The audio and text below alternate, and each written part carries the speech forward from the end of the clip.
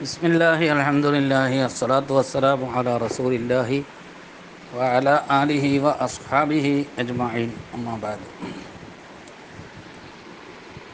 ഖുലാസത്തുൽ ഫിഖ്ഹ് 259 class. അള്ളാഹു നമ്മളുടെ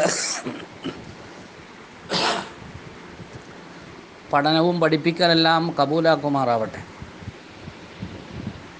ആമീൻ. വയുസന്നു തസ്വിയത്തു ഫി ഹിബത്തിൽ ഔലാദി. മക്കൾക്ക് സംഭാവന കൊടുക്കുന്നിടത്ത് സമപ്പെടുത്തൽ സുന്നത്താണ്. വൽ ഉസൂലി, അതേപോലെ രക്ഷിതാക്കൾക്ക്, ഉമ്മ വാപ്പ വല്ലിപ്പ വല്ലിമ്മ അങ്ങനെയുള്ളവർക്കൊക്കെ നമ്മളെന്തെങ്കിലും ഫ്രീ ആയിട്ട് എന്തെങ്കിലും കൊടുക്കുകയാണെങ്കിൽ അവിടെ സമപ്പെടുത്തൽ സുന്നത്തുണ്ട്. ബൽ യുക്രഹു തഫ്ദീലു, ഏറ്റവ്യത്യാസം അവിടെ നടത്തൽ കറാഹത്താണ്. ഇല്ലാലി ഫദ്ലിൻ ഔ ഹാജത്തിൻ, എന്തെങ്കിലും ഒരു ഇത്തിരി കൂടുതൽ കൊടുക്കാവുന്ന രീതിയിലുള്ള എന്തോ ഒരു സ്ഥാനം ഒരാൾക്കുണ്ട് എങ്കിൽ ആവാം, വിരോധമില്ല. ഒരാൾക്ക് നല്ല ഇൽമുള്ള ആലിമാണ്, അല്ലെങ്കിൽ ഒരു മകൻ വലിയ സൂക്ഷ്മശാലിയാണ്, അപ്പോൾ അവന് കുറച്ച് കൂടുതൽ കൊടുത്തു. അതല്ലെങ്കിൽ ഔ ഹാജത്തിൻ, അല്ലെങ്കിൽ ഒരാൾ വലിയ ആവശ്യക്കാരനാണ് എന്ന് പറഞ്ഞാൽ പറ്റേ സാമ്പത്തിക ശേഷി ഇല്ലാത്ത ആളാണ്, മറ്റൊരാൾ അങ്ങനെയല്ല. അപ്പോൾ അവിടെ ഏറ്റവ്യത്യാസം നടത്താം. ഈ പാവപ്പെട്ട ആൾക്ക് കൂടുതൽ കൊടുക്കുക, കുഴപ്പമില്ല. വൽ ഹിബത്തു തുസ്റഫു ഫീമ അയ്യനഹുൽ വാഹിബു, ഒരാൾ സംഭാവന വേറൊരാൾക്ക് കൊടുത്താൽ എന്തിനു വേണ്ടിയാണോ കൊടുത്തത് എന്ന് പറഞ്ഞാൽ ഇന്ന കാര്യത്തിനാണ് ഞാൻ ഈ പൈസ തരുന്നത് എന്ന് തിട്ടപ്പെടുത്തിയാൽ അത് അതിനു വേണ്ടി തന്നെ വിനിയോഗിക്കണം. ഉദാഹരണം പറഞ്ഞാൽ ഇഷ്തരി ബിഹി താമൻ, ഈ പൈസ കൊണ്ട് നീ ഭക്ഷണ സാധനം വാങ്ങണം എന്ന് പറഞ്ഞിട്ട് ഒരാൾ പൈസ കൊടുത്തു എങ്കിൽ അവിടെ ആ പൈസ കൊണ്ട് ഭക്ഷണ സാധനം തന്നെ വാങ്ങണം എന്നതാണ് നിയമം. ഇനി മറ്റൊന്നാണ് ഇബാഹത്ത്. ഇബാഹത്ത് എന്ന് പറഞ്ഞാൽ ഹലാലാക്കി കൊടുക്കൽ എന്നാണ്. എന്താണത്? ഇതിനും മിൻ മാലികി ഷൈഇൻ, ഒരു വസ്തുവിൻ്റെ ഉടമസ്ഥനിൽ നിന്നുള്ള സമ്മതം കൊടുക്കലാണത്. ഫി തനാവുലിഹി അക്കലൻ ഔ ഷുർബൻ, ആ വസ്തു അതൊരു ഭക്ഷണ പദാർത്ഥമാണ്, അപ്പോൾ അതിനെ തിന്നുക അല്ലെങ്കിൽ കുടിക്കുക പോലെ ഉള്ള കാര്യങ്ങൾ ചെയ്യാൻ ആ രീതിയിലുള്ള വിഷയങ്ങൾക്ക് സമ്മതം കൊടുക്കുക. അതാണ് ലിയാഫത്തി, അതിഥി സൽക്കാരം നടത്തൽ പോലെ. നമ്മളിപ്പോൾ ഒരാളെ വീട്ടിൽ വന്ന് അയാളൊരു വിരുന്ന് സൽക്കാരം നമ്മൾ കൊടുക്കുകയാണ്, ഒരു സൽക്കാരം. അവിടെ ആ വീട്ടിൽ വച്ചിരിക്കുന്ന ഭക്ഷണ പദാർത്ഥങ്ങൾ ഇയാൾക്ക് കഴിക്കാൻ സമ്മതം കൊടുത്തു എന്നതാണുള്ളത്. വലാ യതസറഫുൽ മുബാഹു ലഹു ഫിൽ മുബാഹി തസറുഫൽ മുല്ലാക്കി.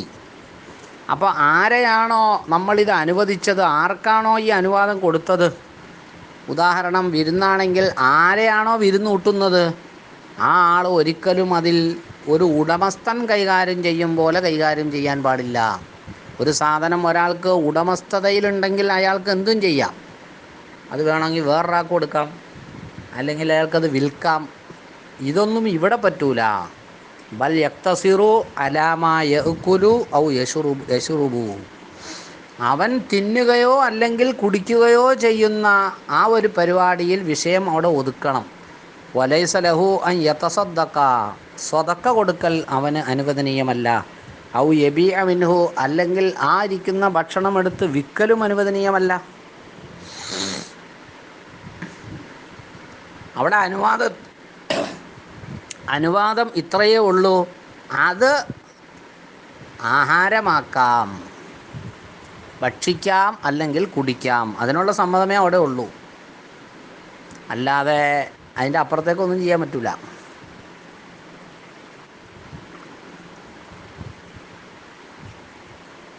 അങ്ങനെ നോക്കുമ്പോൾ വിരുന്നുകാരനായി വന്നയാൾ പൂച്ചക്ക് കൊടുക്കൽ എന്നുള്ളത് പ്രശ്നമാണ്. കാരണം പൂച്ചക്ക് കൊടുക്കൽ എന്നുള്ളതൊരു സ്വതക്കയല്ലേ. ഇവന് അവിടെ നിന്ന് ആഹരിക്കാം, അത്രേ ഇവന് അനുവാദമുള്ളൂ. അടുത്തത് അന്നദുറു, നേർച്ച. അത് വളരെ പ്രസക്തമായ ഒരു ചർച്ചയാണ്. ഒരുപാട് നിയമവശങ്ങളുള്ള ചർച്ചയാണ്. അല്ലാഹു തആല ഖുർആനിൽ പറഞ്ഞിരിക്കുന്നു, വമാ അൻഫഖ്തും മിൻ നഫഖത്തിൻ ഔ നദർതും മിൻ നദ്രിൻ ഫഇന്നല്ലാഹ യഅലമുഹു. നിങ്ങൾ എന്ത് ചെലവഴിച്ചാലും അല്ലെങ്കിൽ നിങ്ങൾ എന്ത് നേർച്ചയാക്കിയാലും അതെല്ലാം അള്ളാഹു അറിയുന്നുണ്ട്. സൂറത്തുൽ ബഖറയുടെ 270 ആയത്താണ്. വേറൊരായത്തിൽ അള്ളാഹു പറയുന്നുണ്ട്, യൂഫൂന ബിൻ നദിരി, മുഅ്മിനീങ്ങൾ അവർ നേർച്ചകളെ വീട്ടുന്നവരാണ്. നേർച്ചയാക്കിയാൽ അതിനെ അവർ വീട്ടും എന്ന് പറഞ്ഞാൽ അത് നിർവഹിക്കുന്നു. സൂറത്തുൽ ഇൻസാൻ 7 ആയത്ത്. വേറൊരായത്തിൽ അള്ളാഹ് പറഞ്ഞു, വൽ യൂഫൂ നുദൂറഹും, അവരുടെ നേർച്ചകളൊക്കെ അവർ പൂർത്തിയാക്കിക്കൊള്ളട്ടെ. സൂറത്തുൽ ഹജ്ജ് 29. വഖാല റസൂലുള്ളാഹി സ്വല്ലല്ലാഹു അലൈഹി വസല്ലം, തിരുനബി സല്ലല്ലാഹു അലൈഹി വസല്ലമ പറഞ്ഞിട്ടുണ്ട്, മൻ നദറ അൻ യുതി അല്ലാഹ ഫൽയുതിഉഹു, അള്ളാഹ്ക്ക് വഴിപ്പെടാൻ ആരെങ്കിലും നേർച്ചയാക്കിയാൽ അവൻ അള്ളാഹ്ക്ക് വഴിപ്പെടട്ടെ. വമൻ നദറ അൻ യഅസിയല്ലാഹ, അള്ളാഹുവിനോട് എതിര് ചെയ്യാൻ ആരെങ്കിലും നേർച്ചയാക്കിയാൽ ഫലാ യഅസിഹി, ആ പണിക്ക് നിൽക്കണ്ട, ആ പരിപാടി ചെയ്യരുതല്ലോ. റവാഹുൽ ബുഖാരി, ഇമാം ബുഖാരി റളിയല്ലാഹു അൻഹു ഈ ഹദീസ് ഉദ്ധരിച്ചു. അള്ളാഹ്ക്ക് വഴിപ്പെടാൻ നേർച്ചയാക്കി എന്ന് പറഞ്ഞാൽ പുണ്യകരമായ കാര്യങ്ങൾ ചെയ്യാൻ ഒരാൾ നേർച്ചയാക്കിയെന്ന്. ഇപ്പം നേർച്ചയുടെ നിർവചനം ഇനിയിപ്പോൾ നമ്മൾ താഴെ പറയാൻ പോകുന്നുണ്ട്. അപ്പോൾ ഒരു പുണ്യത്തെ ഏറ്റെടുക്കൽ, അതാണ് നേർച്ച. അങ്ങനെ പുണ്യത്തെ ഏറ്റെടുക്കാൻ ഒരാൾ നേർച്ചയാക്കിയാൽ, പുണ്യം ചെയ്യാൻ നേർച്ചയാക്കിയാൽ, പുണ്യത്തെ ഏറ്റെടുക്കലാണ് നേർച്ച. അപ്പം അങ്ങനെ ഒരാൾ ഏറ്റെടുത്താൽ അതവൻ ചെയ്യണം എന്ന് ഹബീബുന റസൂലുള്ളാഹി സ്വല്ലല്ലാഹു അലൈഹി വസല്ലം പറഞ്ഞു. ആരെങ്കിലും അള്ള പൊരുത്തപ്പെടാത്ത മോശമുള്ള കാര്യങ്ങൾ ചെയ്യാൻ ഒരാൾ നേർച്ചയാക്കിയാൽ അതവൻ ചെയ്യരുത്. നമുക്ക് വേണ്ടപ്പെട്ട ഒരു മുസ്ലിമായ ഒരു വ്യക്തി, നമുക്ക് നല്ല ബന്ധത്തിൽ പോകേണ്ട പരിശുദ്ധമായ വിശ്വാസധാരയിലൂടെ സഞ്ചരിക്കുന്ന ഒരു വ്യക്തി, അയാളോട് ഞാൻ ഇനി മിണ്ടൂല എന്ന് ഒരാൾ നേർച്ചയാക്കി. അപ്പം ഇവനാ ഏറ്റെടുത്ത വിഷയം അള്ള പൊരുത്തപ്പെടാത്ത കാര്യമാണ്.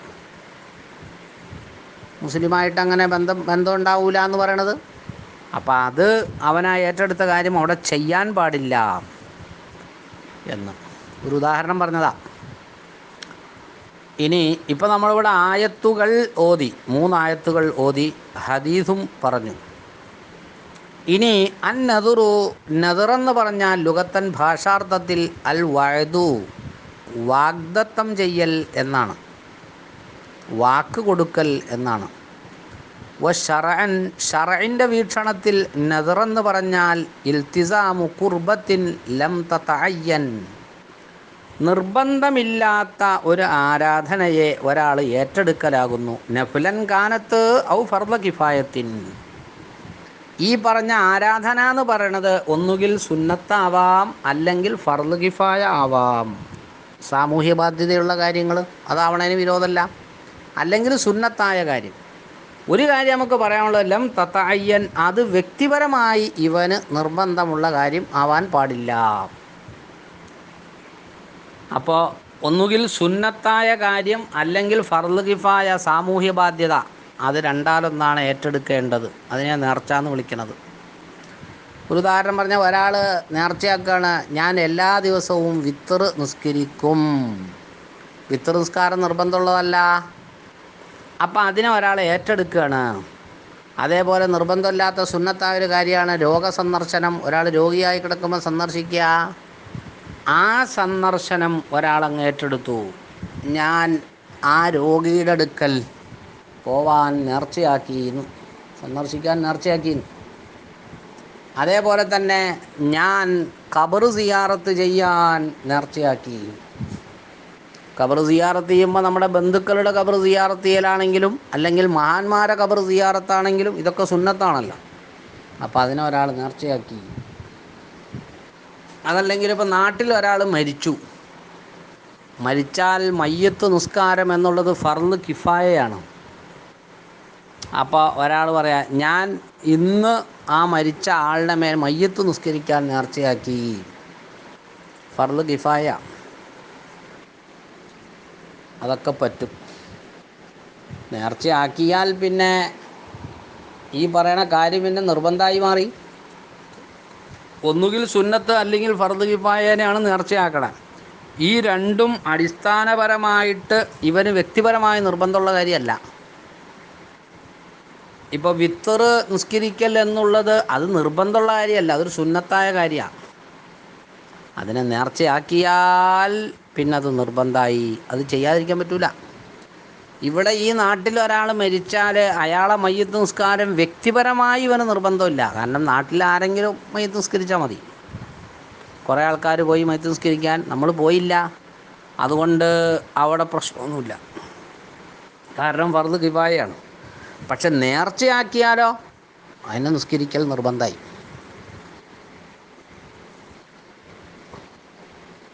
അപ്പോൾ വ്യക്തിപരമായി തന്നെ നിർബന്ധമുള്ള കാര്യമാണെങ്കിലോ അതിനെ നേർച്ചയാക്കണതിന് അർത്ഥമില്ലല്ലോ, അതിനെ നേർച്ചയാക്കേണ്ട കാര്യമില്ലല്ലോ. ഞാൻ ഇന്ന് ളുഹർ നിസ്കരിക്കാം എന്ന്, അതെന്തിനാ നേർച്ചയാക്കണം? നേർച്ചയാക്കിയില്ലെങ്കിൽ തന്നെ ളുഹർ നിസ്കരിക്കണമല്ലോ. അർക്കാനുഹു, നേർച്ചയുടെ ഘടകങ്ങൾ സലാസത്തുൻ, മൂന്നെണ്ണമാണ്. നാദിറുൻ, ഒന്ന് നേർച്ചയാക്കുന്ന വ്യക്തി, മൻദൂറുൻ, നേർച്ചയാക്കപ്പെടുന്ന കാര്യം, സ്വീകത്തുൻ, അതിനുള്ള വാചകം. ഈ മൂന്ന് കാര്യങ്ങൾ അവിടെ ഫർളാണ്.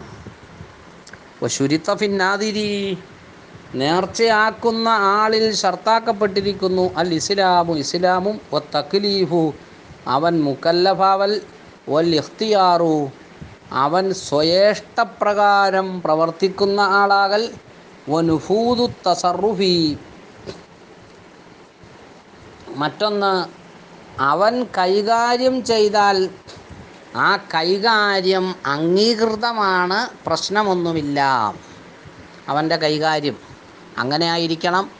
ഇംകാനു ഫിഅലിഹി അൽ മൻദൂറ, ആ നേർച്ചയാക്കപ്പെട്ട കാര്യം അവൻ പ്രവർത്തിക്കൽ എന്നുള്ളത് സാധ്യമായതും ആയിരിക്കണം. മുസ്ലിമായ ആളാണ് നേർച്ചയാക്കേണ്ടത്, മുക്കല്ലഫായ ആളാണ് നേർച്ചയാക്കേണ്ടത്, അഥവാ പ്രായപൂർത്തിയും ബുദ്ധിയുമുള്ള ആളാണ് നേർച്ചയാക്കേണ്ടത്. പിന്നെ അവൻ മറ്റൊരാൾ നിർബന്ധിച്ച് നേർച്ചയാക്കടാ, നേർച്ചയാക്കിയില്ലെങ്കിൽ ഇപ്പം നിന്നെ ശരിയാക്കും എന്ന് പറഞ്ഞിട്ട് വേറെ ആരുടെയോ നിർബന്ധത്തിന് വഴങ്ങി നേർച്ചയാക്കൽ, അതിലൊന്നും അർത്ഥമില്ല. മറ്റുള്ള ഒരാൾ നിർബന്ധിച്ചപ്പോൾ നേർച്ചയാക്കി, അതിൽ കാര്യമില്ല. അതുപോലെ തന്നെ ഒരാൾ കുട്ടിയാണ്, ഒരാൾ പ്രാന്തനാണ്, അവരൊന്നും നേർച്ചയാക്കേണ്ടതില്ല, കാരണം അവർ മുക്കല്ലഫ് അല്ല. കാഫിർ നേർച്ചയാക്കുക, അതിലും കാര്യമില്ല, കാരണം മുസ്ലിമാണ് നേർച്ചയാക്കേണ്ടത്. പിന്നെ വേറൊരു കാര്യമുള്ളത്, ഇവൻ ചെയ്യുന്ന ഒരു കൈകാര്യം, ആ കൈകാര്യം നടപ്പാകണം. അപ്പോൾ അയാളുടെ സമ്പത്തിൽ ജപ്തി ചെയ്യപ്പെട്ടിരിക്കുന്ന വ്യക്തിയാണ്. ഭരണകൂടം അയാളുടെ സമ്പത്തിനെ കൈകാര്യം ചെയ്യാൻ പാടില്ല എന്ന് ഇയാൾക്ക് നിയമം ഏർപ്പെടുത്തിയിരിക്കുന്നു, അഥവാ ജപ്തി ചെയ്യപ്പെട്ട ആളാണ് ഇയാൾ, കോടതി ജപ്തി ചെയ്തതാണ്. അങ്ങനെയുള്ള ആൾ നേർച്ചയാക്കണതിൽ ഇപ്പോൾ എന്താ കാര്യമുള്ളത്? കാരണം അയാളിപ്പോൾ അയാളുടെ മുതലോ എന്തോ എടുത്തിട്ട് നേർച്ചയാക്കി എന്ന് പറഞ്ഞാൽ ആ മുതൽ സംബന്ധമായ എന്തോ ഒരു വിഷയത്തെ നേർച്ചയാക്കിയാൽ എന്താ കാര്യമുള്ളത്? കാരണം അയാൾ എന്ത് ചെയ്യാനും ഇവിടെ ശരിയാവില്ല, നടപ്പാവില്ല.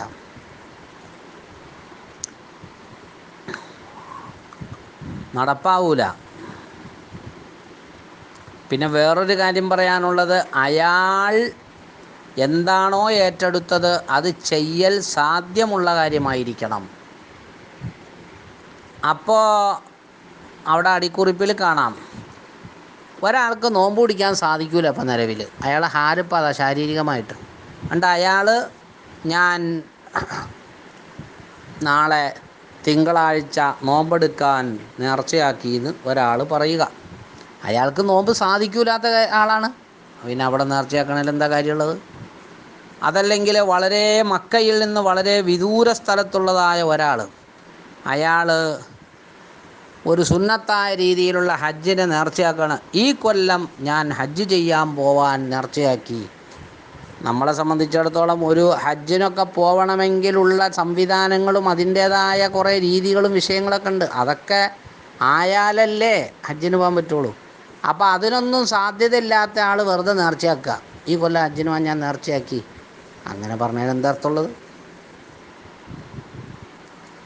അപ്പം സാധ്യമായിരിക്കണം ഈ പറയുന്ന വിഷയം ചെയ്യാൻ സാധ്യത ഉണ്ടാകണം, സാധ്യമാകണം. അതൊക്കെ അതിൻ്റെ നിയമങ്ങളിൽപ്പെട്ടതാണ്. അള്ളാഹു കബൂലാക്കട്ടെ.